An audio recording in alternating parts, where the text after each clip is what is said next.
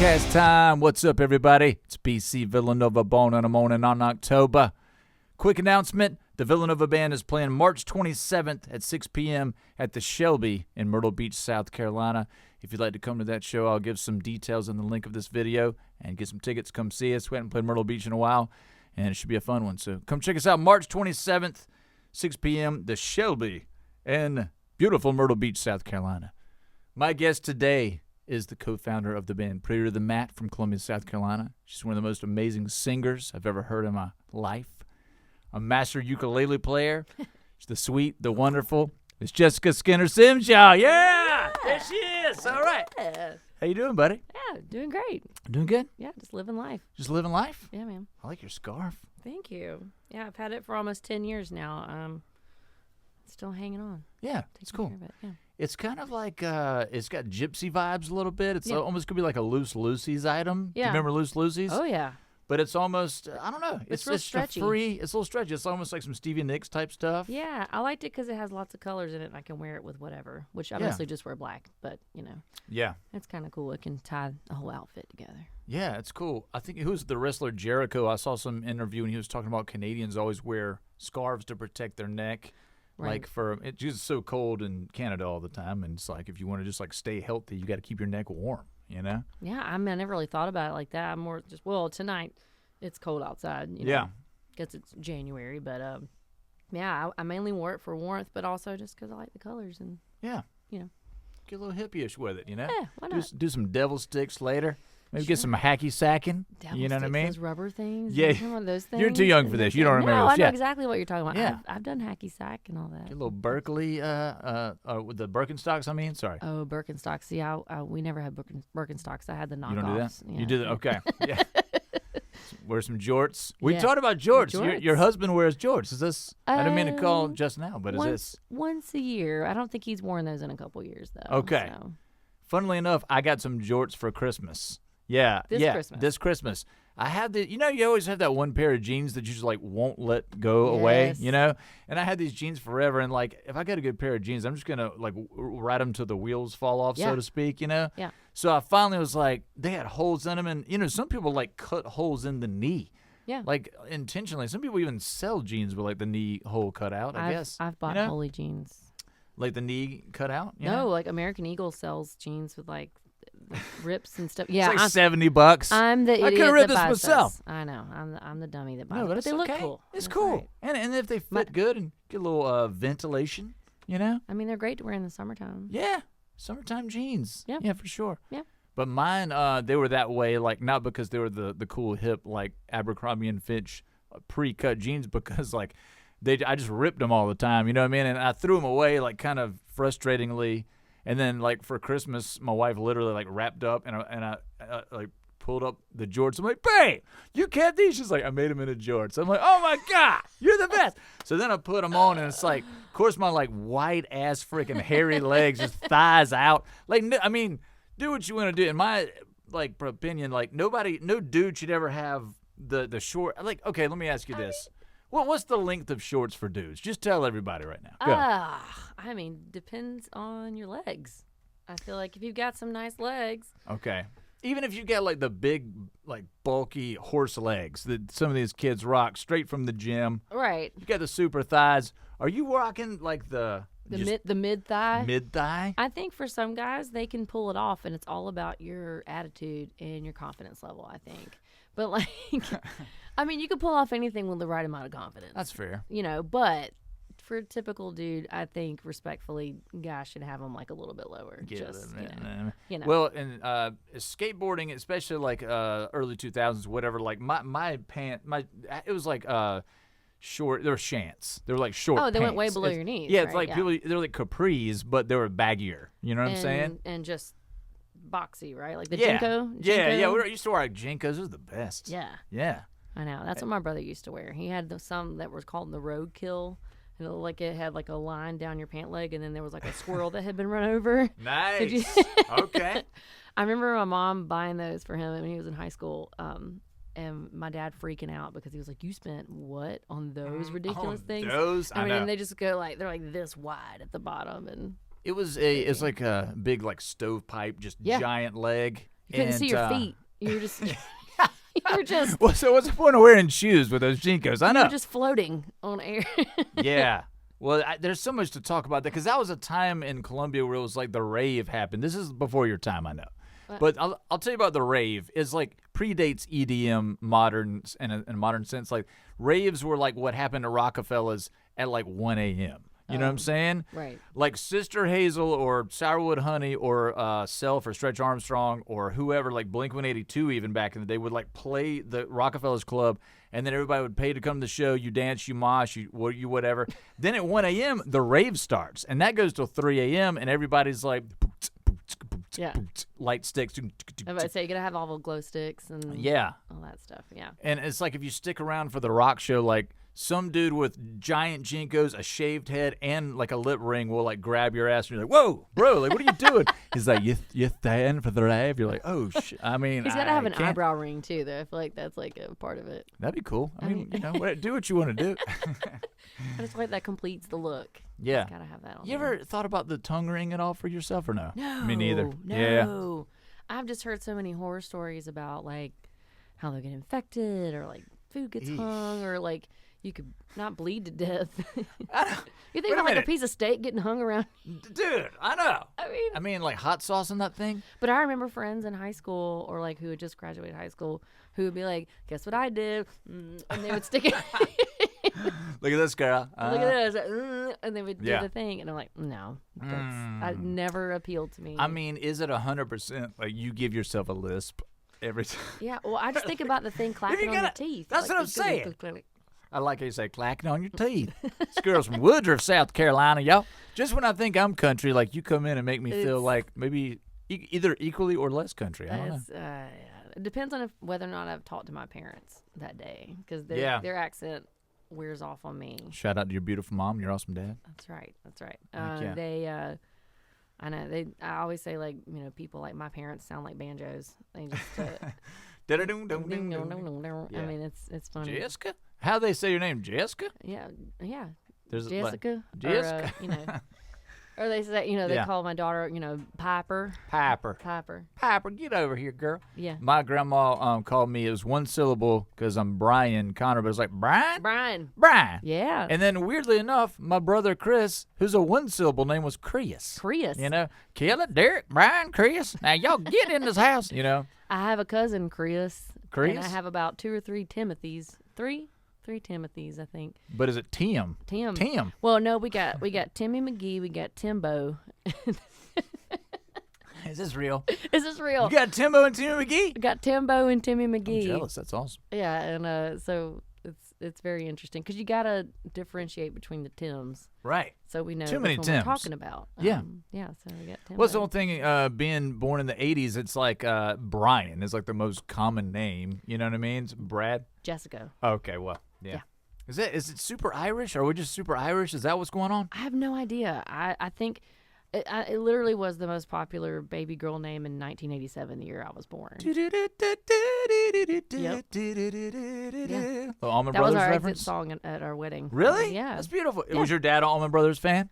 I mean, he liked Allman Brothers, but I wouldn't say he was like a diehard fan or anything. Okay. But I just liked Yeah. it because it's called Jessica and there are no lyrics. So Right. it was Yeah. like, Yeah, it's a great song. Yeah, it's killer. Good guitar harmonies, great piano, acoustic guitar. But yeah, that was the most popular name, and I was like, way to be original, Mom. Like when you had to pick the Yeah. Not that she could scroll the internet. back Jessica? then. Yeah, what's a beautiful name? It's a good name. I was supposed to be named Miranda, which is kind of weird. I was going to be Jessica Miranda. I don't know if I see you as a Miranda. I know. I don't see that. Yeah. I always think, have you ever seen the movie Heartbreak Kid? I don't With know. Ben Stiller and I can't remember her name. But there's a girl in there named Miranda. And Okay, the guy, yeah. And the guy from Eastbound and Down, what's his name? Oh, shoot. Damn it. He's in Righteous Danny Gemstones. McBride. Danny McBride. And he's like her cousin, and he goes, Miranda, we are about to play Parcheesi. Yeah.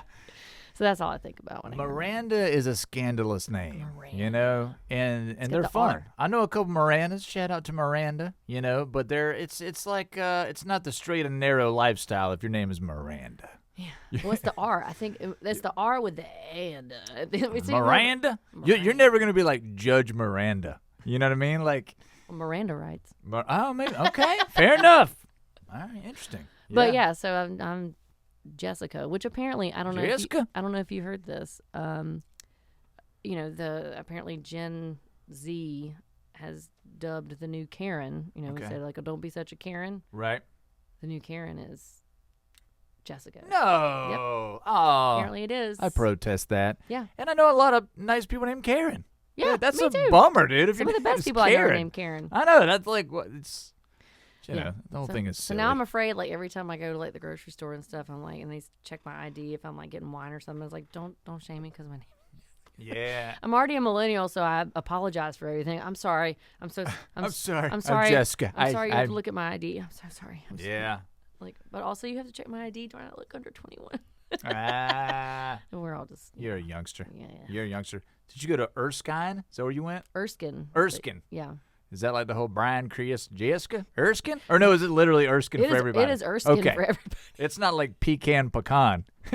It's just Erskine. Like, there's no Erskine. Erskine. No. Okay. I can imagine why you would think that because there's an E at the end. Erskine. Right. But yeah. Right, there's a silent E. Well, it's always a silent E, but if the silent E implies that the I is a long vowel, Erskine. Yeah, Erskine. Yeah. Who invented that? Like Erskine? Somebody did. But yeah, it's Erskine College in Due West, South Carolina. Okay. All-girl college, right? Used to be. Long time ago. Did you like look it up before? I researched it there, buddy. Yeah. It used to be a long time ago. And it's just a liberal arts Christian college. It's based on the Presbyterian church. Okay. I'm not a Presbyterian, but I just liked the school because it was small. I came from a small town. My high school had about maybe 600 students in it. My graduating class no had way. 140. Yeah. Okay. And so Erskine was about the same size, and I got in and got scholarships, and I went there for 4 years and got a Bachelor of Arts in music, and hell yeah. Yeah, it was great. Did a bunch of different music. Like I wanted to be a band director. So I kind of started in music education and then did the church music and then just did general music and pedagogy and all kinds of stuff. So it ended up just being like a umbrella music. How'd you learn to sing so freaking good? Is it all that, or is there one special person that you can credit it to? I give a lot of credit to my advisor and voice teacher, Shannon Jeffries. Shannon, thank you. Wherever you are. Dr. J. Dr. J. Yeah. Thank you. She's at Georgia Southern now. I think she's still with them. Was she at Erskine? She was at Erskine. Oh, she at Erskine. Erskine. It was very special because her first year at Erskine as the professor, like choral director, was my freshman year. Okay. So it was like we kind of started together in college. And so she was a professor that I got close with and learned a lot from, and she gave me voice lessons and gave me lots of tips and tricks and stuff, and I learned a lot from her. If you could give future singers and people that want to get into singing like one tip, what would you say? Ooh. That's a tough one. Future singers, one tip. Or like maybe multiple tips. Oh, man. The most important tips. The most important thing is that, you have to love your voice. Don't try to make it something it's not. But at the same time, try on different voices. Like one of my favorite things to do is if I'm singing a Sheryl Crow song, I love trying to do it a little bit like Sheryl Crow. Not impersonate her, but use her inflections, use different things. So like doing different things from different singers to create your own voice. I'd also say drink lots of water. All the time. I carried water with me 24/7, and not your fancy water bottle over there. It is always cold. Talk about a Karen. Talk about a Jessica. I'm just kidding. That is fancy. Look at that thing. It's awesome. It's a wallet. It keeps is that an Apple product? What is this? No, it's just a sticker. Oh, you stick it. Okay. And Sound Bites. That's my husband's nonprofit. Nice. Soundbites.org. Shout out to Justin. Yeah. Drink lots of water. Be true to yourself. That sounds really stereotypical to say, but be true to yourself and follow your heart. You're good enough. You're smart enough, and doggone it, people like you. Yeah. It's just singing it's your whole body, so you have to take care of yourself, all the time. Tell that to Luke Combs. I'm sorry. Tell that to Jelly Roll. I mean, Jelly Roll's in shape now, but he weighed 400 pounds and was like one of the greatest singers I've ever heard. How does that work? What about the Blues Traveler guy? Did you see him at St. Patty's Day? This was like 3 or 4 years ago. He was like, no. Well, I mean, he I think he was like on Oxygen Mask, like in between songs. But they were the Blues Traveler is one of the best live bands I've ever seen in my life. I was obsessed with the record 4 when it came out. Okay. It had Hook and all those. Yeah. Like there's like 4 singles on that record. It's a great record. But Blues Traveler is completely badass. Like I feel like they're almost like a slept-on band because I was like, oh, cool. I love that guy's voice. And they got a couple of hits. Like I'm gonna stick around. And luckily, I got to watch them side stage because they played like right after us. Villanova played. This was like a couple years ago. I mean, that guy can sing his balls off. Yeah. Harmonica is the best harmonica player I've ever seen. And the band doesn't stop for 1 hour. The downbeat and then this like one song bleeds perfectly into the other. Killer guitars, solos, the drummer, the bass player, the keyboardist. Blues Traveler is one of the best touring bands I've ever seen. Yeah. Like it was unbelievable, man. I mean, it's just crazy. Yeah. But I mean, I did see him like he'd sing a little bit and then he'd go like get an Oxygen Mask and then come back. Sometimes I feel like I need that. I know. I've seen Jonathan Davis in a totally different respect because it's like new metal, it's heavy metal, whatever. But he had the Oxygen Mask too. Like, what's up with the Oxygen Mask? Do we need one of those? Well, apparently. What does it do? They sell. It gives you oxygen. I don't know. You just get out of breath, and you just need more oxygen to your blood, or you're just not breathing. Imagine that helps enough. your voice. I mean, we need oxygen. Yeah. Never tried that myself, but I totally would. You playing St. Patty's Day this year, by chance? On St. Patty's Day, we usually do a thing at O'Hara's Public House in Lexington. But I'm always in the St. Patty's Day parade. Okay. With my sip and strum class. With freeway music. Tell us a little bit about that. So sip and strum is actually this is our 10th year doing it, which is incredible. You started it, right? Yeah. Myself and Mary Lynn Lee. It was actually kind of a co-idea. She brought the idea to me, and then we just sort of made it happen. She did the logistics. I made the music part of it. Yeah. Sort of happen. And, it started as just like a group of people getting together who wanted to learn how to play ukulele. Adults. Mm-hmm. Yeah. And the idea is like paint and pour. Right. Like you bring your own alcohol or whatever you want to drink, but most of the time it's alcohol for people. Yeah. Bring your own beer, wine, whatever. And you bring it, and we provide like music and just like words and chords. And I teach you how to play chords, and then we play songs and sing together. And it's just like getting a group ukulele lesson. That is so cool. Yeah, and then we ride the freeway float in the St. Pat's Parade every year, and get to play our songs. And usually we have like somebody playing drums and whatnot on that. So we should have you on it this year. Drums with ukulele? Well, we have drums and guitar and stuff. Okay. So now I'm plugged in, and then everybody else is walking around the float playing their ukuleles. And I got you. So it's like not a flash mob, but it's like a just a group of ukulele players just walking down Divine Street. That's beautiful. That's so cool. Yeah, and it's just sort of transformed into. I mean, like we started out with like maybe 10 people, and now we have to put a cap on it because we meet at this restaurant on Millwood Avenue after hours, and so it's like it's only so big. Yeah. And so we have to put a cap on it. Right now I think we've probably got 20. Last semester we had like 24 people. So if you've never played ukulele and you don't want to do one-on-one lessons, or maybe you do, but it might be more fun to a more communal thing. Right. You just go and you drink wine, and everybody's like, "What's that chord again?" All right, cool, bro. Yeah. You get a G, C, and D, you can play 100 songs. It's lesson 1. I mean. Right. I mean, our first St. Pat's Parade, we did "Shake It Off" by Taylor Swift. Oh, nice. 3 chords. I think. Yeah. So, I mean, I don't know. It's like I always say, it's like doing yoga for your fingers, or like. Well said. How do you remember the ukulele strings? It's G, C, E, A, right? Right. So I've had a bunch of like students come up with different things, like good cows eat avocados or something. Right. I say girls can eat. Yeah, girls can eat. Oh, goats can't eat anything. Yeah, that's true. A good one. A goat can like eat a can or a boot or whatever. Yeah. Goats can't eat anything. G, C, E, A. That's a bring. Yeah, and so, or I'll just sing a G, C, E, A, or whatever. And yeah. I've had a bunch of kids come up. Like I teach kids how to play too, and so I'm like, "What do you think it should be?" And so they just come up with all kinds of. What a nightmare it would be if it was like kids sipping strum. It's like instead of adults sipping wine, it's like 30 kids, but they're all drinking like applesauce. Miss Jessica, they just like got, their ukuleles become weapons at that point. I have taught maybe 4 or 5 like 6-year-olds at a time like that.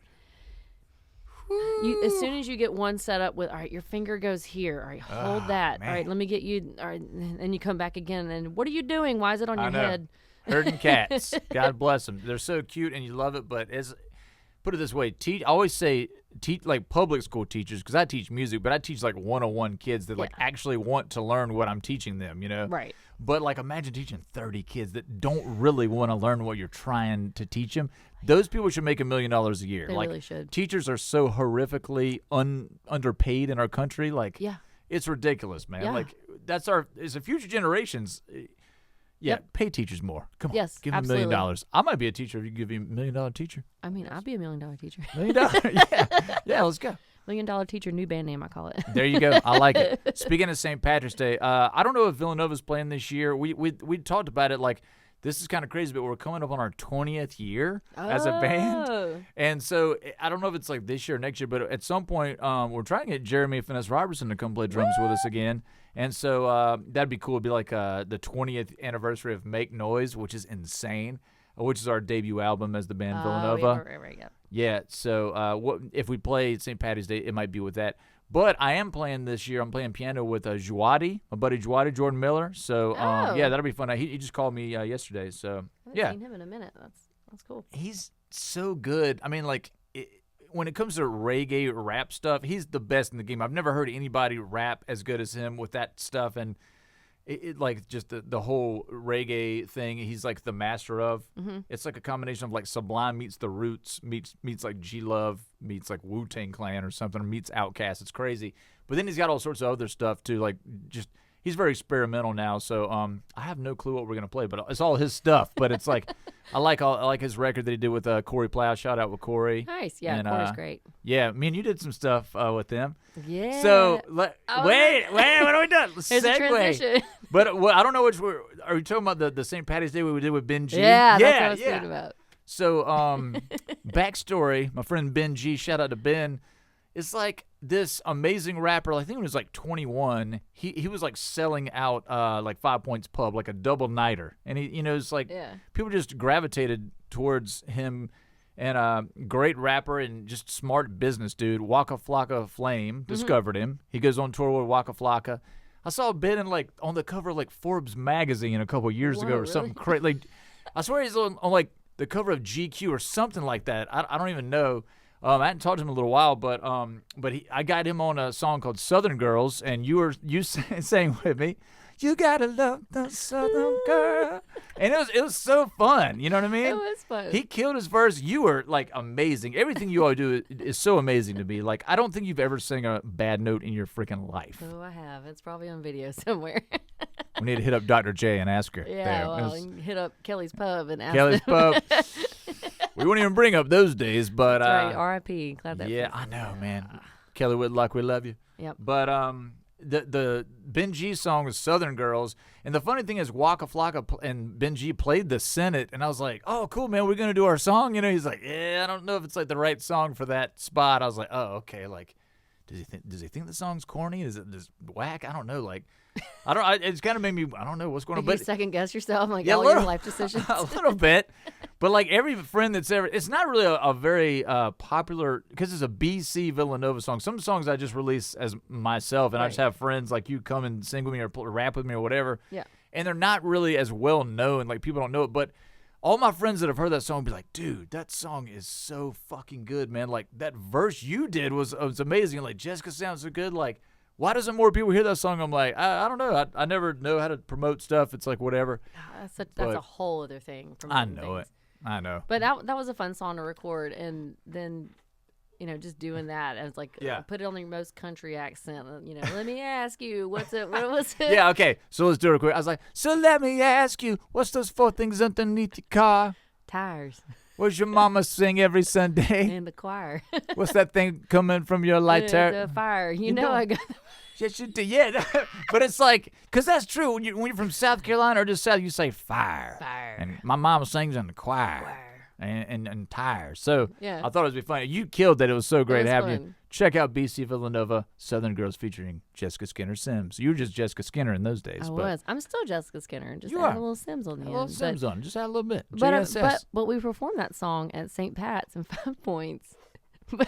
Yeah. The funny part of it is that he's like, all right, you're gonna do it at St. Pat's. It's like, okay, cool. And I get up to the stage and they hand me a wired, corded mic, and it's very short, and so I'm stuck on my own side of the stage. Yeah. And I think you have a wired mic too. Right. And you're on the opposite side of the stage, so we're trying to sing to each other. I mean, okay, first of all, we'll set up the whole scene.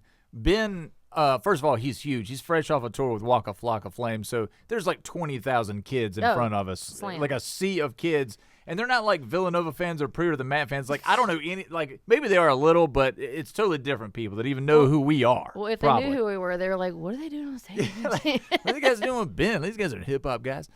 But, like, and it's funny because, like, Ben was like, hey, BC, what's the verse for that part? And I was like, I don't think he had listened to the song since then. Yeah. So I saw him, like, walking around. He was doing this, like, with the phone, like, getting his verse down. And, of course, he got on stage. And if memory serves, he killed his verse. It was great. Yeah. And but we did that. I was like, so let me ask you, what's up for you know, like trying to look at each other, but we had the wired mics. Everybody else had the wireless mics, so they were like going around the stage, and 20,000 kids just like whatever. We were just random. We were like, who are we were these super people? random. Like they could have just picked us out of the crowd. Like, I felt like nobody in that hip hop entourage like knew who the fuck we were, or it was just like, okay, yeah. We didn't. But it was cool. We didn't make sense, but it was. We fun. didn't make sense. It was fine. It was yeah, fun. It was cool. It was great. It's like 20,000 people playing our stuff. Fine. It was good. And you had me up at St. Pat's again, like a couple years later, I think, just like to sing like backups or something. Of course. It was on the one of those stages. Not the green stage. I don't forget what it was. Green Street or yeah, one of those stages. I remember because I borrowed one of Justin's Celtic jerseys. I remember that. Yeah, because he's a big Celtics fan, right? Huge. Yeah. Okay. Yeah. Yeah. I remember that. Well, just for the record, you're always open invitation. You sing with me whenever you can. I always love to have you sing with me. So yeah. Oh, it's fun. Put it on the record. It's Jessica Skinner Sims. Yeah, you're freaking amazing. No one can get used to calling me Sims. Like anybody Sims. I've. Yeah, well, you're just Jessica Skinner. You're one of those people that people say your whole name. Yeah. Because you can't like Jessica, but I'm like, it's Jessica Skinner Sims, y'all. It's Jessica Skinner Sims. Like, I don't know, you're just the complete name person. All the S's. Yeah, JSS. Yes. Jess. So just call me Jess. Jess. That'll be Jessica. If I do like a solo album, it'll just be JSS and just call me Jess. Jess. Yeah. I like it. I have snakes. There you go. I went off on a tangent, but. That's okay. Yeah. That's all right. Yeah. What you guys got coming up with Prettier Than Matt, and shout out to Jeff Pitts, your co-founder of the Prettier Than Matt band. You guys been playing around? Yeah, we have. Yesterday, was that January 14th, whatever that day was, we just released a brand new song called See You in 22. Okay. And we're releasing a couple of newer singles. We got another one coming out, I think, in about a month or so. We try to spread them out a little bit, and then we're going to put a full-length album out later this year, just like combine all that. You guys are really good at releasing stuff. Every time I see y'all are releasing a new thing. All the credit to Jeff Pitts. You get all the credit. Yeah. Because, I mean, he tells me what to do, which is barely anything because he just does He's got it going so on. much. I mean, he does all the research. He figures out, like, what's the best place to do it. Yeah. How to get it out there. And, we just... Y'all just go for it. The Christmas song I love. Yes, we did Mele Kalikimaka, and Piper actually had to listen to it today. Oh, nice. Your daughter is Piper, how old now? She's just turned 4. She's 4, and she's in the song, the intro. She's like Mele Kalikimaka Yeah, at the very beginning. Yeah, she says It's Mele so cute. Kalikilaka or something. Yeah. She can't really say it right, which is just perfection. It's perfect. Yeah. It's so good. Yeah, and she wanted to hear it because she loves it, and she sings it too. Like she'll sing it in the back seat. Yeah. She's like, I want to hear your songs, and then I kid you not, I have not forced my music on my kid. She's like, I want to hear your songs, and so she wants to listen. I just let the Prettier Than Matt playlist play, and she's like, Is that your song? Is that your song? She wants to hear my voice. I'm assuming. Well, it's her mom's voice. I mean, if my mom was in a band, I'd want to hear it all the time too. Probably. It was just funny, but she's just like, and then she heard one of our songs, Heaven Forbid. That's a good one. And and she today it was so cute. She it was playing as soon as it started with the she was like, oh, I love this song. And like she said it, I was like, that's cool. I don't care if anyone else in the world likes my music. Well, I mean, you are an amazing singer, but there is something about your mother's voice. You know what I mean? My mom used to sing. My mom's not like a singer like you. I mean, she sings, but every mom probably sings to their baby. It is something about like your mom's voice. It's like just it hits you in a different way. Like it'll bring me to tears. Like just even like thinking about it now when my mom used to sing to me, and she's not like never been a professional singer or anything, but if I can imagine you who are a professional singer, you got one of the most glorious angelic voices ever, and you're just like A B C D E F G, or like your alphabet is like Christina Aguilera or something, you know, when you the wheels on the bus go round, you know. Oh no, yeah, Piper does that kind of stuff too. She'll make up songs, but no, I get what you're saying about your mom's voice. My mom is not a singer by any means, but she. You know, when you trying to talk junk about your mom's voice. No, Wait a second now. She knows that, Mommy. You can't carry a tune in a bucket. I love you, but oh dang it, you know. Dad is a singer. Dad can sing. He just doesn't sing very loud. Like he can match pitch. That's surprising. He's kind of a bigger, louder dude. He's a solo singer. You know, he sings so low you can't hear him. Oh, okay. Hey. Yep. All right. He's out there with Uncle Timmy and Timbo out there. Timmy McGee? Timmy McGee? You got an uncle named Timmy McGee? Timbo? It's a cousin. If your friend in South Carolina name's Tim, are you automatically Timbo? And here's another thing. If your name's Kim, are you automatically Kimbo? I think the answer is yes. Well, I mean, but Kimbo sounds kind of masculine. Kimbo. Or Jimbo. Jimbo. Oh, yeah. Jimbo. Yeah, if it rhymes with, like, the M, you're Kimbo. Kimbo. Jimbo, Kimbo, Timbo. Get in here. What if you had 3 kids named Jim, Tim, and Kim? And it's like, Jimbo, Timbo, Kimbo. Get in here now, y'all. That sounds like a Ricky Tikki Tavi or something. Flopsy, Mopsy, and Cottontail. Yeah. I want to, I don't think I'm going to have one in my lifetime. I don't know, but I wanted a daughter, you know? Yeah. I love my boys more than life itself. Yeah, I love your daughter, too. She's awesome. But I always joke around because you're never available. I'm like, dude, we got to teach Piper, like, all my songs and get her to sing harmonies. Yeah. But I She's had got a guitar, man. She's ready to go. I love her, dude. I love the guitar. I tried to get Nick Brewer to form a guitar band with me in Les Hall, and they just laughed at me and made fun of me. I was like, no, for real. Yeah, I'm like, bro. And yeah. Nick was like, he's like, nah. I always said that I wanted Nick to teach me how to play piano because I know how to read music and how to play. Yeah. Well, I want to learn how to, like, play piano. I am lucky enough to say that I took lessons from Nick Brewer. So I didn't take many, but he wouldn't do that for me. I think I don't know. It was an official freeway thing with Tony Lee at Forest Acres over there, and Nick like showed me some stuff. I think like we did maybe 2 of the 4, and he still owes me 2, but it like got mixed up or He's something. in Charleston, just go down there. There we go. Yeah, but I mean, anytime I would see him, he'd like show me a little something. But he came over to my house one day and just messed around with my piano because my kids were running around and played the Charlie Brown theme to a T perfection. He's such a man.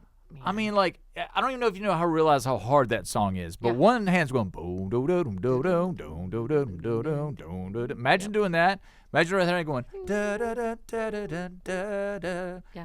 Boom go go do. I mean, and the whole time he's not even looking. He's like ha ha. Like he's not even looking at his hands, he's dude. Not even thinking. I mean, he played it like perfectly. I was like, this guy is so freaking talented. Shout out to Nick Brewer. What the hell, man? That's dude. It's just like unfair how good he is. Yeah, I remember going to see, the Tony Lee group at Speakeasy, and he would be on keys and just like have like his like effects pedal up on the keyboard and just doing all kinds of crazy stuff. And he got just that delay pedal, the sweeping delay. Right. He did that with us a little bit.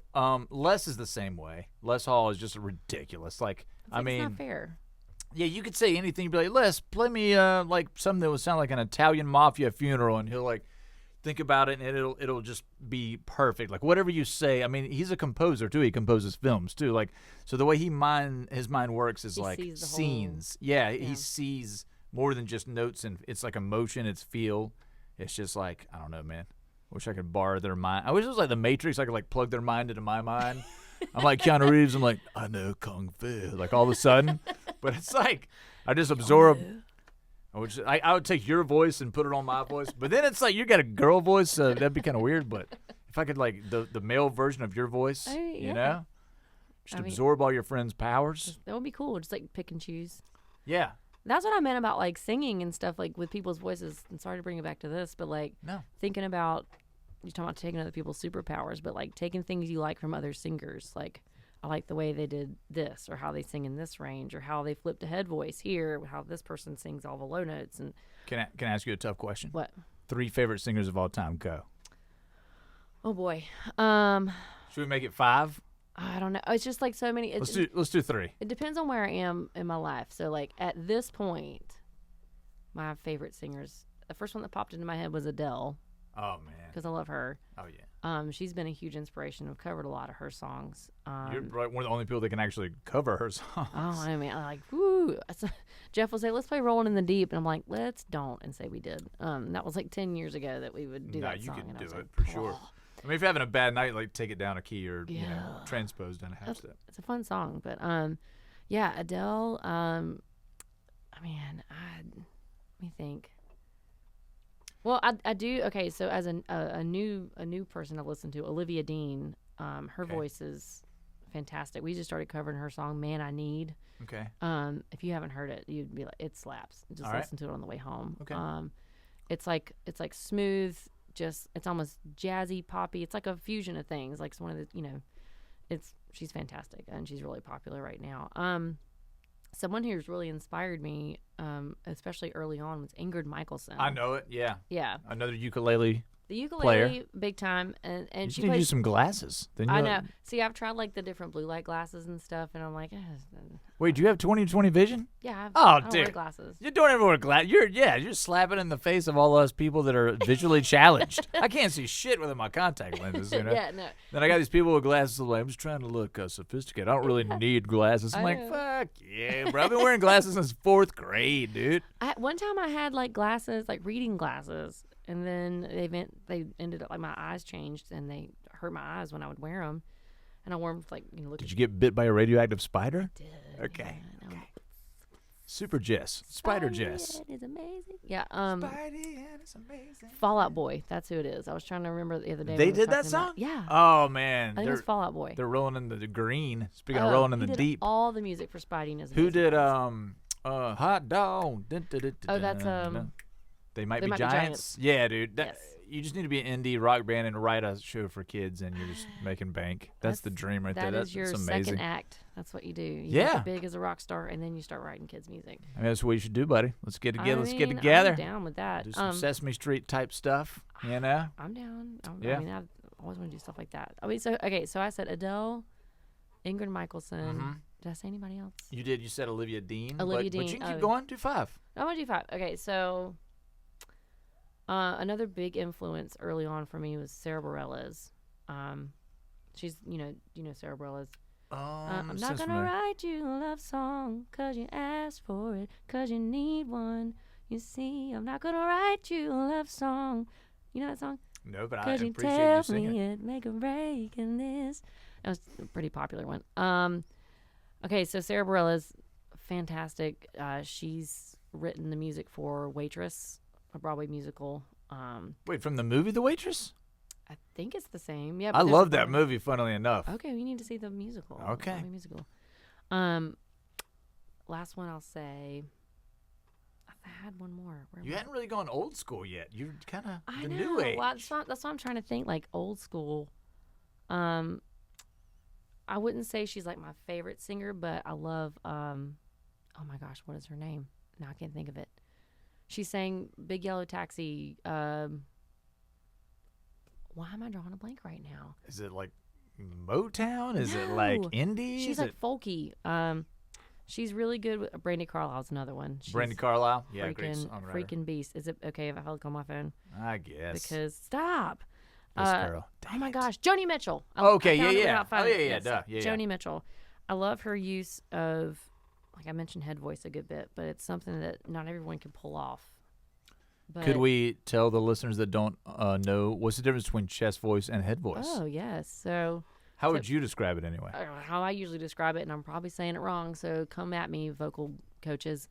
But chest voice is what I'm using right now. Like you feel it. I always make my students hold their chest. It's like where you feel it, like, vibrate here. Yeah. But then your head voice, and we've been sitting here talking for a while now, so might not be as good. But your head voice is what you feel woo woo woo way up here in your head when you make like a siren sound, right? Yeah. So it's kind of you feel it from here up. You don't feel it any strain in your vocal folds. So it's more like just woo woo. That's the best way I can describe it. I like it. simply, but. Yeah. They give me a lot of vocal students all the time, and I mean I'll be glad to teach anybody, but like sometimes I'm like I'm not really like a musical theater guy. If you want to learn how to sing like Nirvana songs, I could do it, or like some metal scream type stuff. I could show you how. But when people are like, how do you do the head voice? I'm like, well, it's like you go to a football team, you're like, woo, yeah, bro. Like, woo. Like, I mean, even every jock, like non-music person can do head voice. Like anybody could do it. You know what I'm saying? You think of, was it Ric Flair? Woo! Woo! Nature Boy, yeah. Woo! Yeah, it's just that upper register. It's like, you can almost feel your feel it up here. Yeah, like, woo, upper vibration. Yep. And I always like to say that I teach a lot of like younger girls, so I tell them just to make a siren, woo! Yeah. That kind of thing. What's the highest note you can sing? Oh, I did one the other day. It was a flat above. Dolphin register? No, not even close to It's Mariah. like Mariah. Yeah, not the Mariah Carey. Yeah, I think when I was first soprano in college, I would, and not like first chair or anything like that, but just first soprano, second soprano, so on and so forth. I think I got up to maybe like the two C's above middle C. I don't know what that one's called. There's like a C2, C3, whatever. Yeah. Well, middle C, C4. Oh, is that C4? Okay, Yeah. so C6, I guess. Okay. If you're going that way. It's easy to remember because C4 is like explosive. C4 is like middle C. You know, that's the way I do it anyway. C4. I'll never forget that now. Yeah, C4 is middle C, is the fourth C. I love it. Kids come into my lessons and they're like, where's middle C? And I'm like, first clue, middle. I know. I know it's confusing because it's not exactly the middle, but it is. What's 88 divided by 2? Count. I know. 88 keys, 88, what's Yeah. the Kill Bill movie? It was like the 88 Assassins or something. I I'm haven't talking seen about? it. Wait, I've only seen Kill Bill Volume 1. That's it. Is that it? Uma Thurman, and she's Yeah. in the Bruce Lee. Yellow? Yeah, kind of tribute to And Bruce she's got Lee, and she's got the the- katana blade just hacking dudes up. It has been It's just her 16 big foot or is like half 17 the years movie. since I've seen that movie. Yeah. It's been a long time. That's okay. And I don't know that I watched much of it even then, but I remember it being a cool movie. And I remember the song, I think it was the song, the Bang Bang, He Shot Me Down. Yeah, good call. Did you Yeah. ever cover that one? We sort of do. That's dark. Yeah, we so we have a song called Run, and it's one that Jeff kind of wrote the music for. We would do a lot of things where I'll write lyrics and Jeff will write like the guitar parts, and we just sort of like figure it out from there. And not all songs are like that. It just happens to be certain ones. But I wrote a song about a former boss of mine, Okay. and it was basically like I did not like the guy. Right. He was awful. He was manipulative. I was like 21, 22, fresh out of college. This was at a church, by the way. And this is a pastor I'm talking about. And okay. He was. Ooh, I could see where this is going, maybe. It was awful and a terrible working experience. But I mean, I say terrible. Overall, it was great. I was leading a choir and playing the piano at the same time. You know how to lead a choir, too? Yeah. That's I crazy. studied conducting and stuff. That's and insane. Yeah, I love it. So if we get like 30 singers together, you can... I could do it. Please, Why can don't we we- do that? Because I'll do it. Yeah, forget the sipping strum. Let's have like singing strum. I would love that. Wait, Let's do it. Wait, Sing- no. Sip and sing. Sip and sing. Sorry, Sip and sing. Yeah, we're no, getting rid of the sip. We're just sipping and strum. No, yeah, but we're. no, wait, I would. don't. Anyway, go ahead. I'm sorry. No. I was like, I would 1,000% love to lead a choir of some Sip sort. and sing. Sip and sing. However, sipping and singing is not great. Well- Depends how many beers you have. Well, if you're gonna Right? sing, beer is not the best. As I'm about to burp. Right, me So if too. you're gonna- Exactly. Yeah. That's why, we usually do like bourbon bourbon's not the best either, but at least there's no bubbles. But wine or something like that if you're gonna sip and sing. But Yeah. here's how you drink while you're singing from a professional singer. I think it loosens you up. Yes. And here's the thing. Makes you drop your shoulders a little Yeah. bit. Yeah. Okay. Beer. If you have like one or two and you go up on stage, you might have a better performance than you normally would, which is like not to like an advocate for drinking or anything, but it might just like loosen you up and you get into your own lyrics, you get in your own head, and it's like you forget all the insecurities and you're just like, I'm just gonna be a conduit of my art and just put it out there. Yeah.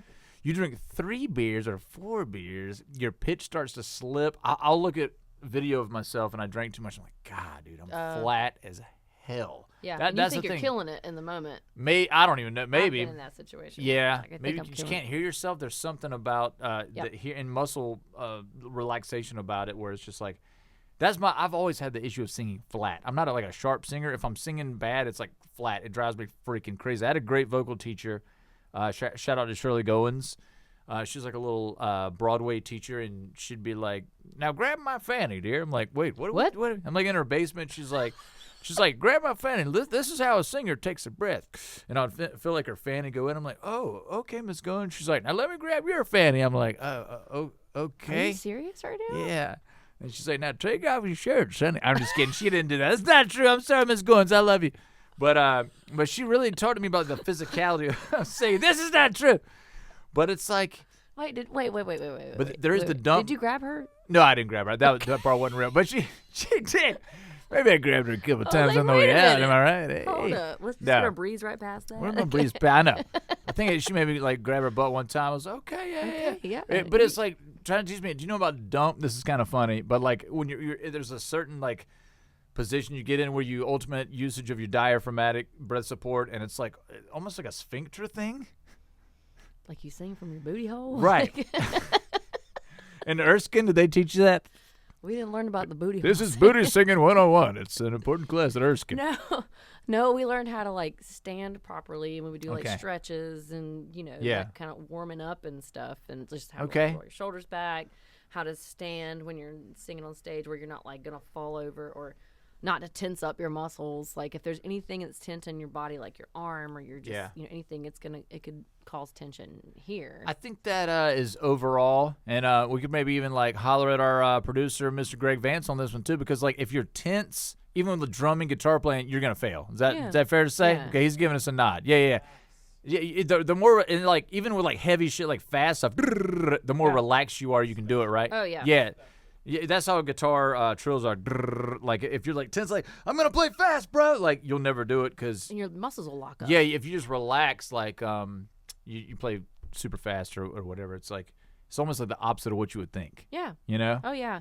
And the same way with singing, you have to relax. You have to if you're tensing up and you're trying to squeeze out notes. I mean, it's just I've seen videos of myself in the past where I know I'm obviously tired. Yeah. Probably have one too many to drink, and never. Never. I know. It's crazy. You don't drink that much. I'm a nun. No, it's. I could tell some church stories out in the parking lot though about me and you there and Jeff. I don't incriminate ourselves, but blasphemize ourselves. But we're just fine. Well, we had to. Jeff gets insanely nervous anytime we play a situation in church. We've done like Sunday morning services and Christmas stuff in churches, and he's just like, we're gonna mess up. It's like he's about to play a wedding or something. He's just like, I'm gonna mess up. I was like, church people are the most forgiving. Like they're just like, yes, that's what the whole thing's about. I know, right? You got up there, baby. It's just. Well, you're fine, dude. I do remember playing like some Christmas things with you guys and us taking a couple fireball shots, Jameson shots out in the parking lot.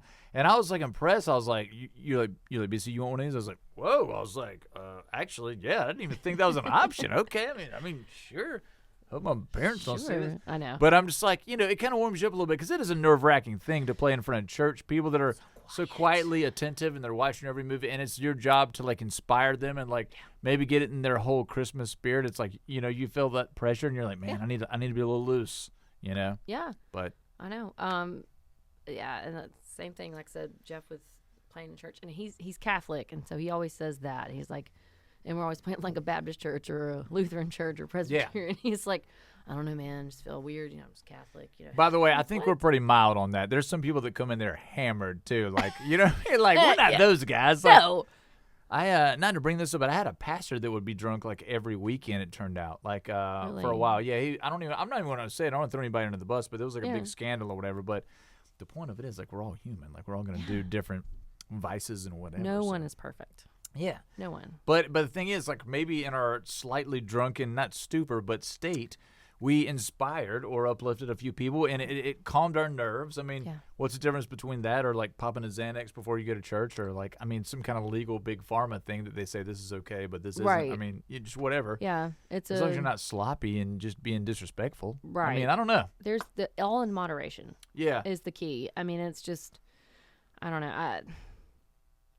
There was something I was going to say and I totally forgot, but it's probably my fault. It is. Went on a tangent. Yeah, no, I don't know. Like, I think it has its place. You know, you can just inspire people, or like something you might do where after you've had a couple of drinks might be something you would not have done if you were sober. Like, you might take more chances. Right. There's probably a better way to do it. Like, if you ran 5 miles before a show, would you do that kind of thing? Not before a show. Not for a show, but like that would almost be like the same euphoria or like endorphin release. You know what I'm saying? That'd probably be the healthier way to do it. But like, I saw Sebastian Bach in an interview. He's one of the greatest. You know who that is? Yes. You know who that is? Okay. Yeah. I thought you were too young for that. But yeah, Sebastian Bach represents Skid Row. One of the greatest vocal singers, male vocalists of all time. But he would like get on the treadmill before, like 3 or 4 hours before every show. You know what I mean? That's the way he warmed up his pipes. And I've never seen a male that can sing as high as him, except for maybe like Freddie Mercury or Dio or somebody. Who's the dude that does all the flips and stuff right now? Oh God! I want you, I need you, please. Can we use our phone again? Use your phone. Yeah. What's the song? God. I know exactly what you're talking about, and had you not asked, I could have said. Benson Boone. Benson Boone. There it is. Amazing See, all singer. it takes is for me to like pull my phone. I know. We don't even need it. We're just like, we don't even look at it. No. Benson Boone. There's gonna be like an action figure made of that dude one day. Like he's one of those. He's one of those characters. There's gonna be like a tapestry of him. I hope he doesn't die like at a young age and join like the 27 Club, because he's on par to do that kind of thing. Right. He's a legend. You know what I'm saying? It's insane. No one's doing what he's doing. I mean, I don't know a lot about him, but all I know is that he's doing flips and singing higher than I ever could. I never saw Jim Morrison doing any flips. You know the day destroys the night. Woo. You know, like I never saw Hendrix be like, yeah, and then just like do a flip with his guitar. Like, no, Benson Boone's the only one, bro. Like, Freddie Mercury looked pretty cool with his like, big mustache and big teeth and everything, but I never saw him do any flips. Benson Boone is like gonna be one of those guys, and people might not be able to see that, but if you fast forward like 20 years, he's gonna. And Amy Winehouse too is kind of in that weird club too, just because she could sing good, and she died at 27. But it's kind of a morbid thing to think about. But you think about the rock stars that really like are just have that mythology. It's like a legendary status. Bradley Nowell is one from Sublime too. Oh yeah. Obviously Kurt Cobain, but yeah. But none of those guys can do flips. You know what I mean? I don't think Benson Boone gets fucked up though either. You know? I hope not. You won't be able to be doing the acrobatics he does. He's like, chuck some fireballs, like, hey, next watch backflip. this. Oh, shit. I mean, that's insane. That's some athleticism to do that. I mean, even I get winded when I'm, at our gigs and stuff. I play a foot tambourine on my right foot, and I'm doing a kick pedal with my left, and I'm playing ukulele and singing. Yeah. And so, like, doing all that and stuff, sometimes I get out of breath. Like, we've opened the show with Heaven Forbid, and I'm doing all that with my feet and singing. And it's a fast-paced song. So I can't imagine doing acrobatics. If we went to a trampoline park right now, could you do a backflip? No, I would be terrified. I just went to a trampoline park on New Year's Eve.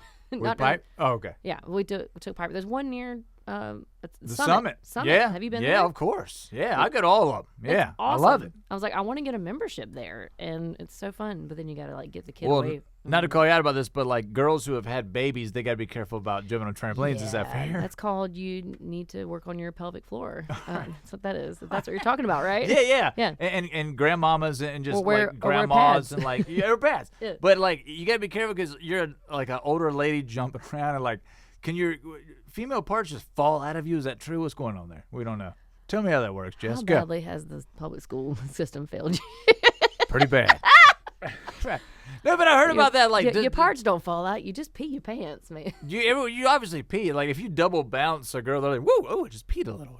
Like yeah. It's weird. I'm telling you, if you just do your ladies do your Kegels, work on your It'll pelvic keep floor. It all. Then you can work on those muscles, and you can time it out, and you can like, not pee your pants. Right. There's a way to do that. Good.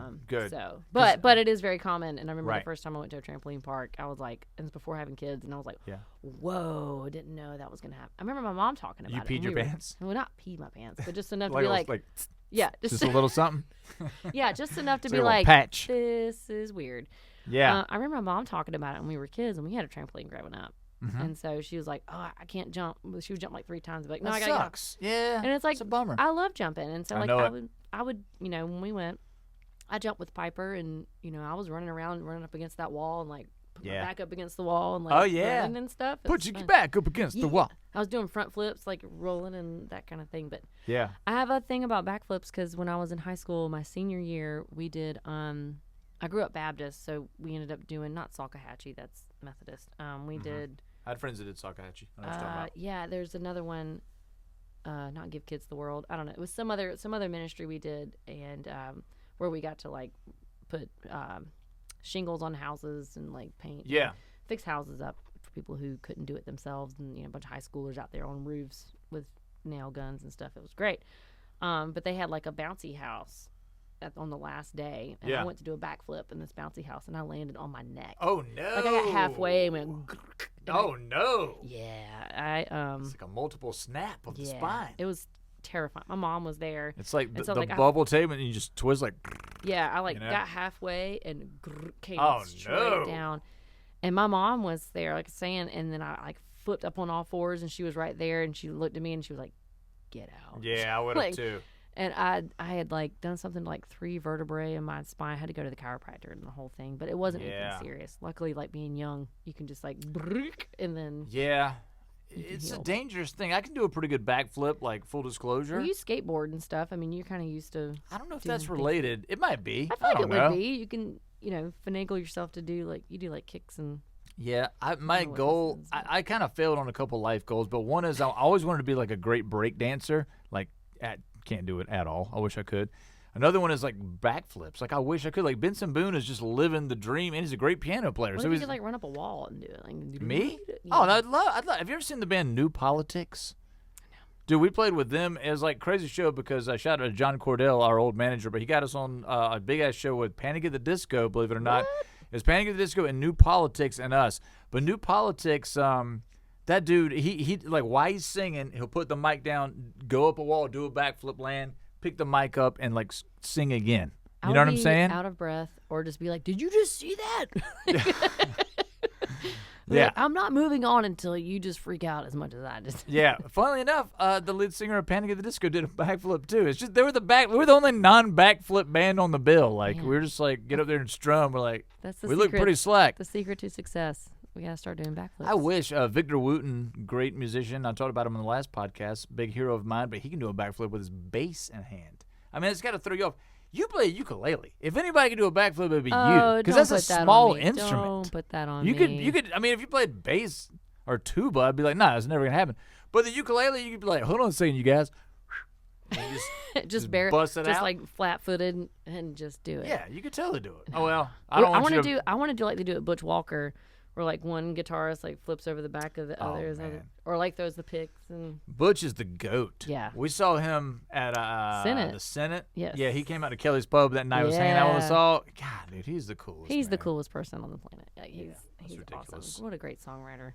I know it. I love his production too. Yep. Is almost like not superior than his songwriting, but it's almost like his production is like another superpower of his. I love his stuff with Weezer, his stuff with Pink. Yep. It's freaking amazing. God, he's so good. Yeah, it's not even fair. Not fair. Yeah. There was another group that he produced, and you could tell he did, and it was just kind of cool to see like you just see like production, Butch Walker, and it's like his other like side projects, but I don't know, anything he touches is. Yeah, genius. it's gold. It's great. I know we got to kind of wrap it up pretty soon, but one thing I want to kind of talk to you about too is like I know that you guys are predominantly an acoustic band, right? So that means like it's kind of a smaller scene. It's not like a big concert hall. I mean, it could be y'all could do that, but a lot of places you play, it's like it's not very loud, so you hear the comments of everybody. Hey, play this, like play that, like. So and one thing I like about you guys is y'all are almost like stand-up comedians mixed with musicians, and that's like your vibe. You have to be like quick-witted and know how to like fire back, like insult somebody, but in like a clever way to make everybody on your side like while you're playing songs, because you can hear everything. Yeah. Is that fair to say? Yeah, absolutely. Yeah, we've had people sit up close to us, and we can hear like my ears just zone in on whatever they're talking about. And I'm like, Jeff, I can't hear anything you're doing right now because I hear this woman just going. Yeah. But yeah, you do have to, and you have some. doofuses that want to come Yeah. up and make requests in the middle of songs, which I'm sure you've Oh, experienced man. many times. You're in the middle, like, you're probably playing a solo, or I'm Well- in the middle of singing and they want to come up and they're like leaning towards me like they want to talk to me, and I'm like, I'm Yeah. kind of busy right now. Y'all stop singing just to talk. Yeah. What you need? I just try to be cool and don't take it that seriously. But if I'm playing an acoustic show or something, there's always some dude comes up and I'm like, "What's up, bro?" I'm like, "Yeah, man." I'm like, "Let me finish the song. We'll talk about it." But I was like, then I'm like, "This guy's trying to talk to me during the song," and I was like, "Ah, ha, ha, ha." Yeah. But it's almost like you got to comment on it. Like, Yeah. to make it these days, you have to be like a stand-up comedian. You have to be a proficient musician. You have to play multiple instruments. You have to write your own stuff. Like, you have to have the whole thing to even have a remote possibility of a chance. But then it's kind of like I noticed you guys. The acoustic thing is like. It's a little bit easier to book because it's like, I'm not going to say easier to book because you have to be good, and you guys are the best at it. But it's not like you have a bunch of volume, and it's like you couldn't have a full rock band at a small place where people are eating dinner and just want to enjoy a glass of wine with their husband or wife or your spouse, and like they got a babysitter. They're just going out for a little while, and they want to see some nice music, and it's not like they're going to do a loud rock show, but it's a nice thing because you could do that like Monday through Sunday. And it's a thing to play, like, me and my brother used to do that back in the day. Yeah, like, I loved that. It was, and it can turn into like a storyteller kind of thing where you can Yeah. just talk about yourself. If you got people there that have come there to see you, yeah. then you can, say like, hey, we're going to try our new song out. I want to hear it. Yeah. And you're like, whatever. The stakes aren't that high, but it's like you're so good that it's like the people that come there, they'll probably get like a show 10 times what they were expecting. It's 10 times better than what they expected when they come see y'all because they're just like, oh, it's just like an acoustic band. I'm hanging out. I'm drinking wine. They're like, Jesus, these guys are freaking amazing, Well, thank you. But the thing that, when we first started playing together, we didn't know a lot of songs. And so we got booked a lot of times, and we were told this many times. We got booked because of our stage banter, because we just talk junk to each other. I mean, we just like say stuff and, we just jab at each other or just say funny things and not even really trying because, like, I mean, Jeff is funny in, like, a dry way, and he's really quick. Like, he can be super, super fast. He's like a martial artist, too, right? Yeah, He'll yeah. fuck somebody up. He is, He yeah. doesn't seem that way, but he told me about the one time, I'm like, oh, because he's like 7 feet tall. So Yeah. you don't have to worry about anything. I There's don't. somebody comes up, that's just like, he's your security. I And, actually yeah. told somebody when we played J. Michael's in Florence. Did you ever play there when it was open? I don't know. I It's might now have. called the Dizzy Crab, I think. Okay. So I've played Dizzy Crab. it was J. Michael's, and that was our first paid gig ever. Yeah. And this wasn't during our first gig, but that place was. So, like, some guy was just like not heckling, but he was just saying stuff, and I was like, "See this guy? He'll beat you up." Like I said, I mean, and this is like when we first started playing together, and I'm like, that's back when I wore like flat shoes, and so I'm like 5'3", and Jeff is 6'5", and he's like a whole foot taller than me. Yeah. And he's like, "Shut up, Jess." Like he's a lover, not a fighter. It takes a lot to get Jeff mad. Yeah. And I've only seen him mad, like truly mad, twice in the 16 years we've known each other. And your husband's a martial artist dude too, right? Is Oh, that he's fair? black belt. Yeah, right. I think I talked about it. He's unassuming in a way that not in an offensive way, but I'm saying he's very pacifistic seemingly. Oh, he's so chill. But that's how like the bad mofos are. Like Sensei Daniel, shout out to Lake Murray Jiu Jitsu. He's just like, hey, what's up, man? What's going on? Like, he's just very cool, calm, collected. Meanwhile, he could like choke you to death in 2 like if seconds. you try to like do one of these, Justin's like, Yeah, I'll like- block you. Those guys are dangerous because they don't seem that they're No. dangerous, but it's just like, oh, Yeah. this guy could probably kill me if he wanted to. Yeah. And if I couldn't reach for a weapon, you yeah. know? Oh yeah. He's to register them as lethal weapons, but or whatever that is. Whatever that means. But, Is that a real thing? I don't know. But yeah, I mean, like Jeff and I got booked a lot in the early days off of our ridiculously stupid YouTube videos we made with my MacBook Pro. No Yeah. editing. We just recorded videos. We would rehearse. You probably heard us say this. Every Tuesday we would get together and we would get Little Caesars pizza and have some Green Label Evan Williams. Okay. And we would practice songs and write if we felt like it. And then we'd make like some stupid videos. I'd be in sweatpants and t-shirt, and we just like set Yeah. up the camera. And that was when I was living with my aunt and uncle out in Sandy Run. Timbo. That's not Timbo. Timmy No, G? This is Uncle Matt Uncle and Matt, Aunt Angela. okay. Shout out to Uncle Matt and Aunt Angela. I love you. Are these Wofford people? These are no. What are you, Wofford? Where'd you get Wofford from? Where'd you from? Where'd you- Woodruff. Woodruff. Why'd I say Wofford? God. It's near Walford, so I'll give you that. There you go. I know what I'm talking about, So right? do you know where Sandy Run is? Maybe. Gaston, exit 125. Okay, 26, yeah. towards Charleston. All right. Out in the country. You see lots of That's stars. out Mike there. Mills territory. Shout out to Mike Mills Yeah, up there with his man. motorcycle driving around gas and Oh yeah, Mike Mills. Professor one of Mike Mills. the bad you know. bass player. Yeah, he's Good bad. He's a good bad? Yeah, Bad good. bad man. Yeah. No, we used to. My uncle had like a man cave, and we would just go down there, and they'd be asleep, and we'd practice until the wee hours, and Yeah. and then we'd go play gigs. And so Wow. we got booked because of that for a long time. And then, some gigs, it's just natural to talk junk to each other or to, kind of back and forth. And sometimes when we say funny things, we're not really trying to be funny. We're just like actually mad at someone. Right. Yeah. Yeah. But it just comes across as funny. Me and you kind of got it into it, not together, but I'm saying at another promoter one time when we played that place downtown for like New Year's Eve. Yeah. You know what I'm talking about? And this is another one of those weird things, but that club, like, he was like real weird the whole night about like he wouldn't let me hang up a Villanova banner. I'm like, dude, it's our show. Prettier Than Matt's opening, and we're playing this. He's like, yeah, but we have to have the name of the club in the video. I'm like, but I mean, New It was Brooklyn weird. Tavern doesn't have a New Brooklyn Tavern sign or like, you know what I'm saying? Like, it was so weird. And then you called him out, and he was like, what, am I being a dick right now? You're like, actually, bro, you kind of are. And I was like, whoa, Jess, damn. But then Bobby kind of backed you up. He's like, actually, bro, like you said some things that might have been a little offensive or whatever. And he's like, well, guys, I'm sorry if I did that. But like, he was weird as shit It the was whole weird. time. But almost like, were we weird in that situation? Was he weird? Because retrospectively, anytime there's an altercation, I'm like, man, maybe I was probably the dick in that situation. Yeah. But it turns out, and I don't want to throw anybody on the bus, we don't even have to name the club. No. But that dude got canceled for like dropping N-bombs. Oh, that was the guy. That was the Yeah, guy. yeah. So maybe we weren't the assholes. I think. You know what I'm saying? Yeah, I think it was him. I mean, No, he was weird. he was weird. We I played mean, that club several times, and everybody can make a mistake and whatever, but like the whole vibe was super weird, and I know. Yeah. So yeah, That so was maybe we weren't the assholes in I don't that think so. situation. I don't think so. Yeah. You know. Because you were like, why are you going to encourage people to go to the bar, then you're going to shut your bar? Or you said something like that, and I was like, yeah. Tell him, Jess. I was like, yeah. Oh, it must have been like it was midnight or like after Yeah. the New Year's drop, and they were like kicking people out or Right, kicking us right. out. They were like trying to push Yeah. us out or something, Yeah, something that silly was- like that, and it was That was a weird one. it was a really weird one. Yeah. We've done several gigs together, like the Yeah. Hartsville Halloween one. That was fun. Dolly Parton? Yeah, it was Dolly Parton. When can we do the Dolly tribute? Yes. Jessica, please. Yes. I'll play whatever you want me to. I'll play keys, and I'll help Jeff guitars. Or like, we got to do it, though. Come on. Yeah, I'm down. I mean, yeah. We got to do all of them. That's.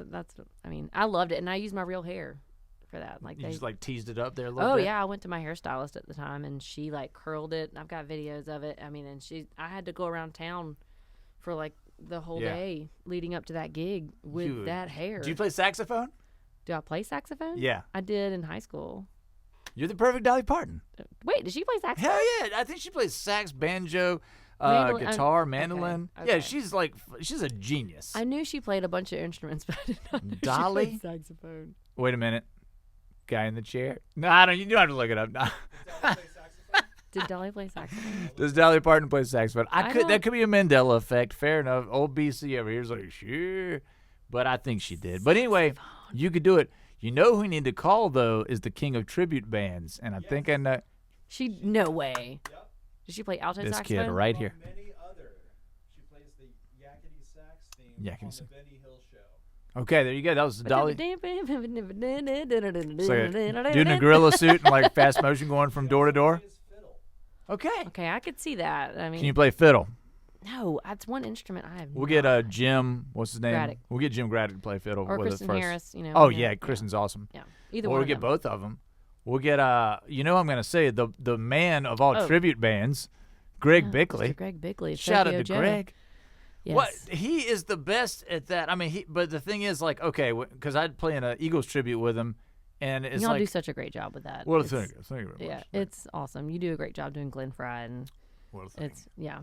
I'm the worst dude. I'm the worst musician in that band. But another thing is, like, I'm the most unprofessional musician in that band because, like, those guys do take it to another level. It's like, Yeah. we're going to learn. Because I'm always like, yeah, I kind of know the part. Let's just rock out. We'll drink a few beers. We'll have a good show. No, and they're Those like, no, guys are you're like, singing this note, you're singing yeah, that. yeah. I heard like, y'all we practicing. know exactly what note we're doing. And I mean, they always sell out. There was like over 1,000 people at the show we played with you guys at the Where your amphitheater. fingers froze off. Oh God, that was the coldest show I've ever played. Yeah, I was freezing. But, I was like, Godspeed. I mean, Greg has just mastered that whole thing. He's- His like it's a work ethic thing though. It's Yes. like a meditation that he just like locks in because he does the Elton John thing, Yep. the Tom Petty thing, his Tokyo Joe Productions. Like I mean, he like any tribute thing like that. Like we ought to get him.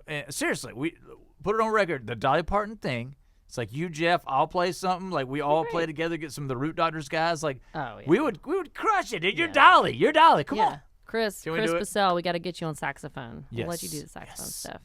Can we do it on record? Come on. Yeah, we gotta I'm do it. All right, down. let's I'm go. down. Let's I'm go. down. Either that or a Stevie Nicks tribute because Oh, like the man. Tom Petty.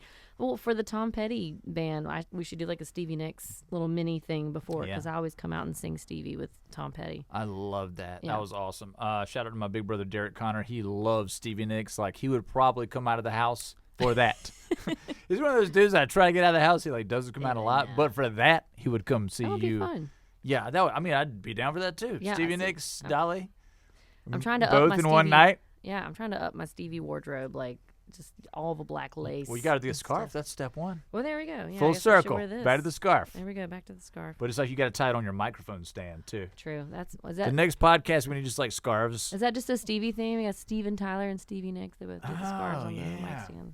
Yeah, some people do it to like cover up their iPad with lyrics. You know, a couple of my friends Oh, do that, yeah. but it's okay. It's like you've got to read. But Have okay. I seen Shelby Ray do that or some? Maybe I've seen Maybe. videos of her doing it. I'll go ahead and say this, not to pick on my boy, but Brooks does this. Brooks Brooks. Herring. But I mean, the reason he does it is because there's like 100 people in the crowd. There's like, do you know Hank Williams song number 5? And he's like, I can look it up real quick, bro. And it's like he'll play it like immediately. So I get it for that because he's in Nashville and he's playing on Broadway and like people are. He's like playing songs he's never played. You Yeah. know. Oh yeah. So I mean, in that respect, it's cool. But and Brooks is killing it in Nashville. Speaking of Nashville, there, young lady, I've always said this: you need to go straight country, and you need to go to freaking Nashville. If you can convince Justin and Piper to move to Nashville, I'll take my wife and kids to Nashville. I'll play with you and Jeff.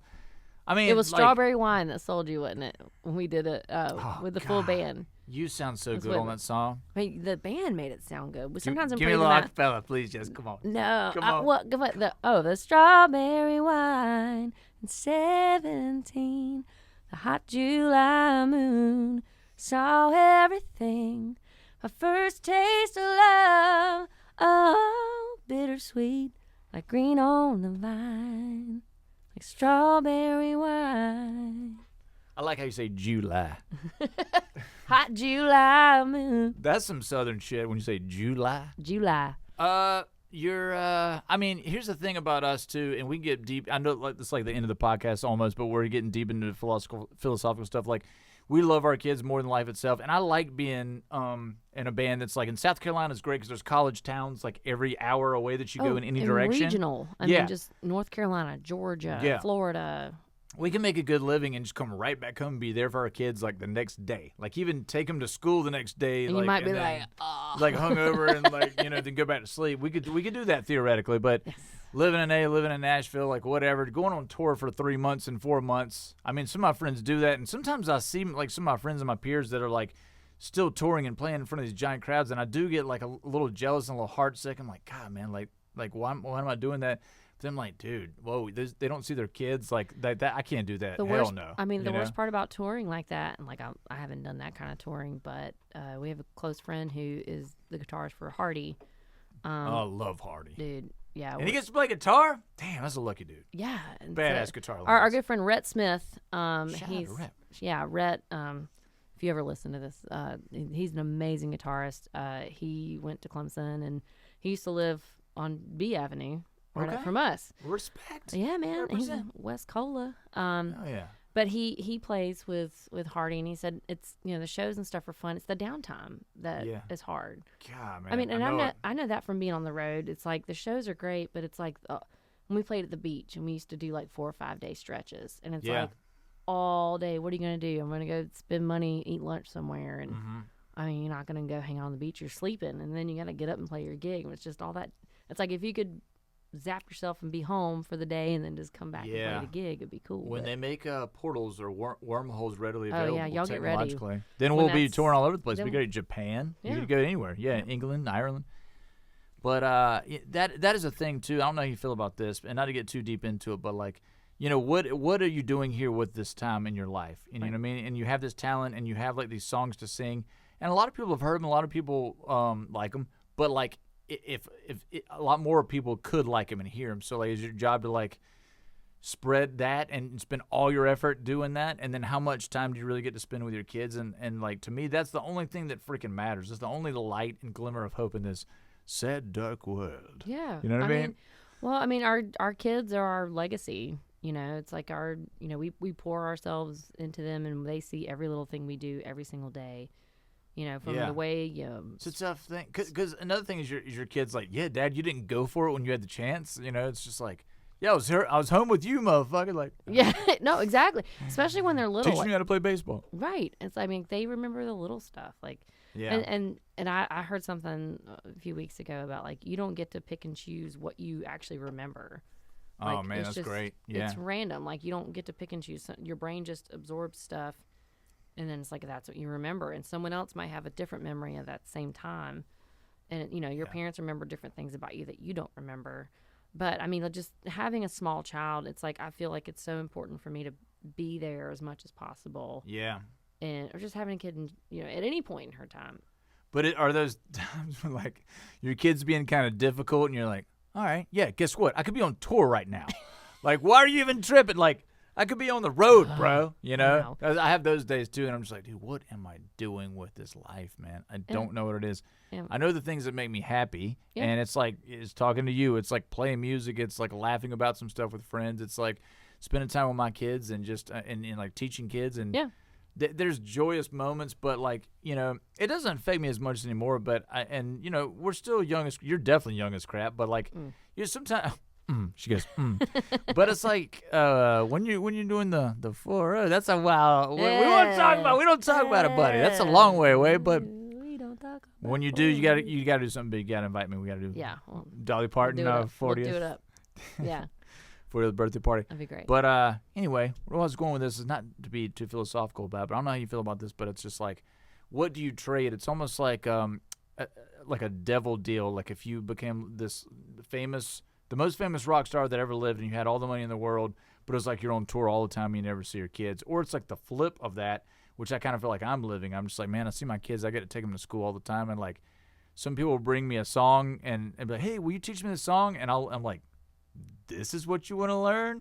I'm like, I'll smoke this fucking dude. You know what I mean? Like, I feel like Mike Tyson when he like takes a bite of red meat. He's like, oh shit, it's time to train again. And it's just like, no, you're like, you're retired. Just chill out. You know what I mean? But like, no, I don't know. And it's like, is hubris and ego and all that kind of stuff too. But it doesn't even matter, man. Because put it this way, I think nobody remembers who Jimi Hendrix is anymore. We talk about Jimi Hendrix and like, does Rick Beato did a video about how people forget who Jimi Hendrix is right now. Like the Spotify numbers are just going down and down, and because he can't do backflips. But Benson Boone, it all comes back to that. That's right. But he could put a cigarette on the end of his guitar while he's playing.